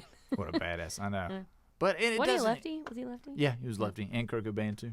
Oh. But I don't know where I'm going with this, but I guess like I'm curious about your perspective on that thing, because like you are one of the most beautiful and best singers I've ever heard in my life. Like if we went to Nashville, and like I feel like we could get you a deal, like we could do so much more. But on the other hand, it's like what would that cost? Like how much time would that take? Me a better deal. Exactly. She knows her songs. She knows her good songs. Yeah. And we got plenty of time to do that kind of stuff. But I'm just like, here's another thing. Like when our kids are in high school and they're like, whatever, mom and dad, I don't want to hang out with you. And we're like 50. Then it's kind of like, okay, are 50-year-old rock stars still a thing? Because then it might be time. Because age is just a number, man. Yeah. I mean, and it's funny you talk about that, because the song that we just put out yesterday called "See You in 22," and I'm not just saying this to plug this song, but go ahead, plug whatever you there's want. relevance to it. But the lyrics to the song are, it's about me. Like right before I had Piper, I had her in 2021, and so I was like, okay, at the end of December, I'm going to have this baby, and then I'm going to be out January, February, and I came back in March. And so I was like, Jeff had to keep playing and doing solo stuff and whatnot. And I was like, I hope people don't forget me. Like, I hope they don't, because people move on in music stuff and they get new routines and this and that. And I was like, gosh. And so the whole theme of the song was "Don't forget me, I won't forget you. I'll see you in 22." Yeah. Is the main line of the song, and like it just kind of the beginning of the song talks about like, it's just thinking about like all the hardships I can't run away from, like you crying in the middle of the night and and whatnot. It's like I can't run away from that because you're my baby now, and I can't. And then the second verse talks about saying like I wouldn't trade all these moments for fortune or fame. Holding my heart in my arms is just fanning the flame. It's like she's inspired me to write more music, and in my life has taken a completely different path because I never really. It's like people say like I didn't choose the thug life chose me. Like I didn't choose the music life. I mean I always wanted to do something with music, but I didn't know what. I thought it was to be a band director, and then I came to Columbia because my brother said don't move back home to Woodruff. And because I was in Columbia, I worked at Best Buy. And because I worked at Best Buy, I met Jason. Shout out. Okay. Yeah, I know. I worked at Best Buy. And because I worked at Best Buy, I met Jason Carry-On from Isabel's Gift. Yeah. And because I knew Jason Carry-On from Isabel's Gift, I went to the rooftop at the Sheraton to watch WXRY Unsigned. Nice. To watch them play. And on the elevator to the rooftop, I bumped into, for the first time ever, Charles Riley. Oh, nice. Shout out to Chucky Wright. And Charles Riley, it's like a butterfly effect, y'all. It's crazy. Yeah. Speaking of Brooks Herring, he plays with Brooks now. That's right. Love Chucky Wright. He's back in town. Did you know that? No, is he back in town? Yeah, he's back in town. He hasn't called me yet. That's right. He called me because we're pretty tight like that. Chucky. So I met Charles on the way up, and then we kept bumping into each other. And I went out to see Charles at Wet Willie's. R.I.P. Oh, wow. Yeah. What's the drink that is like Mind Eraser? It was not car wreck. It was like call a cab. Call a cab. Was it call a cab? It was something like this will give you a stroke 100% for sure. You're like, oh, it's it's got Everclear in it. Yeah, give me two of them. So I went to see Charles at Wet Willie's, and there was this long-haired dude, beardless, who was playing with him. And that dude also knew Jason Carry-On. That dude's Jeff Pitts. Nice. And he walked up to me and was like, hey, what's up? Like, it was straight up, what am I thinking? Not dude, where's my car? But just like, Chaw, what's up, man? Jeff's going to hate that I said that. Pauly Shore? Not Pauly Shore. That'd be like, but it's the way. So he didn't do that. I honestly thought, like, because I didn't know much about potheads and stuff, but Jeff does not smoke weed. But I was you like, ever smoke weed? Is that a weird thing to ask you? No, I've tried it. It's just not for me. Same. I can't do it. I'm paranoid. Me too. And I just can't do it. I like years and years ago, I tried like edibles, and I tried to and I've tried to like inhale and stuff, but I just don't. It's not for me. I feel that. I can't do it. Yeah. It's never different for everybody. Yeah. Never appealed to me. But if you want to do it, a lot of people in West Columbia do it right before they go into Food Line, apparently. Oh, man. It's skunky like, as all get out. I don't know if we talked about the trampoline park earlier. I guess we did. But, like, that's another thing. You take your kid to the trampoline park these days. Yeah. It's just a bunch of 14 and 15-year-old dudes just reeking of weed. I'm just like, all right, bro. Like, I get it. Like, I was you, too. But they didn't have trampoline parks when I was your age, actually. But, like, at least they're getting energy out. They're not, like, roaming the streets. Some, like, Old Spice on your something, dude. I like, swear come on. They just, like, smoke it up in the car or just right before they walk in the front door. Right before they do like go into backflips, they just get blazed. Yeah, it's crazy. I mean, whatever. It's almost legal now, so I guess we're just gonna have to face and smell that all the time. It's not there's the thing about weed. It actually smells good. Like I love that. Like, if you smell like kind bud like in a jar, or like even like a joint when somebody's passing around, like, dude, that smells good. But I'm like, wait a minute, I got like super paranoid last time I did this. I'm good, bro. Thanks anyway. Because it does smell good. Yeah. Same thing with cigarettes. Like, have you ever smelled a pack of, like, Marlboro Lights? Like, you pull that self in off, it's like, it smells like raisins. It's just beautiful. Before, it's a before gorgeous it's being smell. Smoked, yeah. But then it's just like, this will kill me and give me cancer. Well, then cigarette smoke is just, Yeah, but like, when you light it, it's the whole thing. I mean, yeah. I have nothing against weed, but when I get out of my car at, like, noon on a Wednesday with my daughter, and she's like, what's that smell? And I'm like, it must be some skunks around. I don't know. We're real skunky here in West Columbia. I don't know. Exactly. Must be those firefighters or something. I don't know. Yeah. But I was just saying, like, I never saw myself as a gigging musician. That was never something that I saw myself doing, playing ukulele, playing keyboard in front of people, or doing. Yeah. So I guess it gives me a different perspective. It might make me seem a little less, I guess, hungry. I heard y'all say hungry earlier. It's like maybe, but I'm just grateful to be able to do what I do and make a living Yeah, I and know pay it. my bills Yeah. and still find satisfaction in it and still Right. be able to create. Yeah. And so I can do cover songs and have fun learning those and then play for weddings, play for parties, make people happy, make myself happy, and then still write songs, which right now the songs are coming from a different place. It's not just something I'm just throwing together, which were some of the songs of the past, but it's, you know how it is. Like sometimes Yeah. you just like, I got to finish this verse. I'm just going to whatever. And then you look back years later. Whatever. So it's, I don't know, Personal. things are shifting. You know, Yeah. it's shifting for me. It's like the why I'm doing it is Yeah. shifting. It's like, okay, if I'm going to be away from my kid, this better be worth it. Yeah, I You know know? it. I know it. And You so, got to make it meaningful. yeah. Yeah. So sorry to Well. get heavy like that, but it's more just, That's great. you know, it's my way of living. And I still, not so much anymore, but we still get questions every now and then. So, okay, what's your real job? I'm like, this is it. It's like, motherfucker, I make more than you. What's your Yeah, real job? it's like I pay my taxes, and this is my real job. Right, Like yeah. I rehearse. We drove here. You know, Yeah. we played at Dead Dog Saloon on Sunday, right. and we drove 6 hours round trip Right. and Yeah. played for 3.5 hours. Right. And Yeah. so it's like this is my job, Yeah. and I it chose me, and I keep choosing it. You gangster like that. Gangsta, Gangsta. straight gangsta. From Woodruff. Woodruff? Woodruff. Woodruff, Yeah, South thank you. Carolina. I'm glad This you got girl. it right. You can say Woodford or I know. or what was the And how does the Wofford? female anatomy work on trampolines after you've had a baby again? No. Everything falls out, ladies. Okay, there we go. Make sure you wear your chastity belt. Well, I guess, yeah. Alrighty then. I guess we should probably, on that note, we should probably, do you just snort like a little bit? Are you a snorter? Like I love it when you laugh? Occasionally. Oh, I love it. That's my new goal in life is to make you snort forever from now on. That's the best. I love it when Oh people my snort gosh, because it just yeah. makes it more funny. Like you're laughing with your friends, but then one person's like, ah, Yeah. and everyone's like, ah, you just snorted. Oh my God. And then it's like even funnier. That's great. I get bad. Like there are some videos of me where I sound like a donkey. Okay. Like I do one of those. Like I inhale and like one of those. That's the best You when get- you're just, yeah. we call you're it laughing getting so hard. cranked. Like you just get cranked up. Oh, and you yeah. just like you get in that loop and then you're laughing and you keep laughing because everybody else is laughing. I and know you it. just- I have an ugly face laugh. I don't care. Who cares? If you're laughing and you're that joyous, man, you're not going to look No. like Brad Pitt in that moment, you know? My mom always says that the longer you laugh, or the more you laugh, the longer you live. I like it. So yeah. Mom is a smart lady. Yeah. From Woodford? Wofford.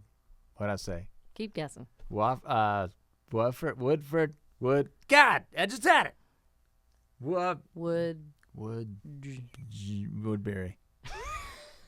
Woodruff. Woodruff. God, it's Wood. You're from Woodruff, South Carolina. Sorry, Woodruff people. Well, I guess we should probably wrap it up. But good. I think the world of you, and I think Yeah, you're. same. I mean, I think you're highly underrated, and I think we might just be getting started in this whole thing, there, Jess. I don't know. Who knows? You know, we don't know. It's never too late. It's never too late. It's not too late. That's some song. That's from a rock band. 3 Well, Days Grace, maybe. I will say before we end, Yeah. and I've thought this earlier today, I was like, I got to make sure I say it. I do, like, ever since I came to Columbia, I'm not just blowing smoke up your ass, but, ever since I came to Columbia, you're like, it's BC, it's from Villanova, and whatever, and, like, it was always this, rock star thing around you. But as I've gotten to know you, it's been, I admire you in the fact that you are always doing something. Like, whether you're in this band or that band or Villanova or teaching kids or doing a showcase or whatever, like, you're always on the move, always doing stuff. And that's really inspiring. So Thanks. I think that's really cool. And it's not something that everybody is able to do. And I think that's really cool. Thank you very much. Yeah, man. And on top of all the talent that you have. Well, So. and there's a lot of it. Let's it's be really- honest. and humble, too. And so humble. I So know. humble. Well, it's just Yeah. to keep the demons away, buddy. Just stay busy there, you That's know? right. But, Yeah. literally, For sure. Well, no, but you're the friggin' best. You're probably the best singer I've ever been friends with in my friggin' life. And I don't know. You need to know more singers then. What?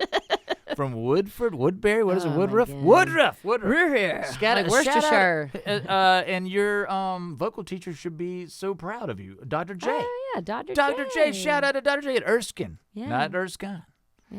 But, and I think the world of you are the best, and I look forward to seeing you guys play again, Prettier Than Matt. Anything you want to plug, like you guys playing anytime soon? I don't know when this will air, but Yeah. Well, just always go to prettierthanmatt.com. It's prettier, ThanMatt.com.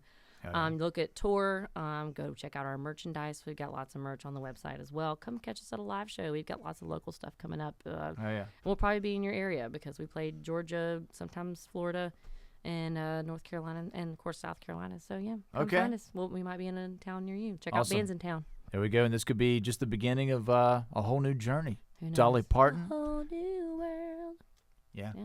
And like kid music and and once our kids get old enough, it's like, whatever, going on tour again. Like, Amen. probably go on tour then before that, but I'm glad it's nice to talk to another parent that's like, gets that whole thing. So this has been great. This has been good therapy for me. Man, it's like living a dual life sometimes. Like Yeah. You get, I will say, and we keep going, but doing the band stuff and playing music, it's like the one thing I kept from pre-baby that I still get to really do. Yeah, I know it. So You got to have your own life too, in a way, yes. you know? Yeah. So But- it's kind of sacred. And shout out to my mom and dad, and my in-laws and my husband Justin, because and Sarah too. That's Jeff's wife. Because without all of you, this wouldn't be possible. We wouldn't have childcare. Yeah, We gotta have somebody to watch the kids. Gotta have somebody who can take care of them when we're playing gigs and stuff. So understand. Awesome. we Beautiful. would not be possible without them. Awesome. Well, I'm sure you feel the same way about. not at all. I don't know. I'm just kidding. All right. Well, we're going to get out of here. Hope this finds you well. God bless you guys. Good night. Peace.